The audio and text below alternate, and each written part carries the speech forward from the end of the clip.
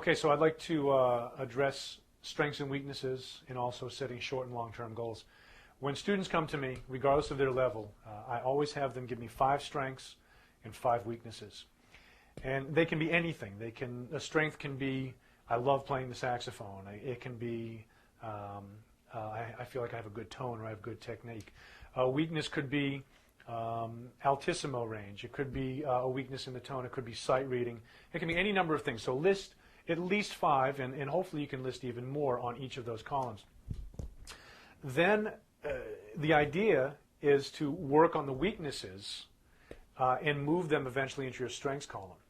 And as you work on your weaknesses, what you'll find is that your strengths automatically grow. You're automatically, by working on those things, you're bringing a better understanding and more strength to those strengths. And as you continually reevaluate and you put things in the weakness column, you'll find that certain things can actually exist in both columns as well. So by setting long and short-term goals, you go into your weaknesses column, and let's say, for example, that playing changes is a weakness.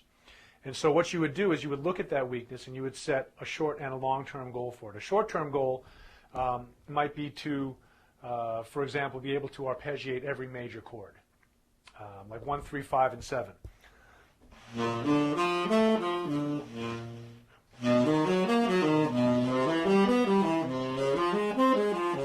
All the way through all 12 keys.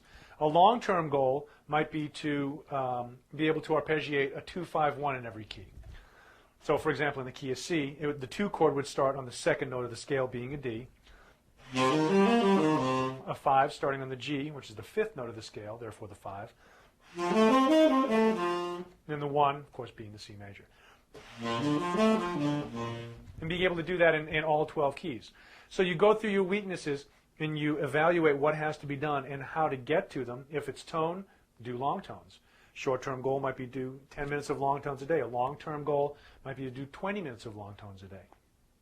So the whole idea is to get you to understand how to teach yourself. And by evaluating these things and writing them down, they're actually there physically. You get to look at them, and you get to kind of figure out how to get through them also and to move those weaknesses into your strengths column.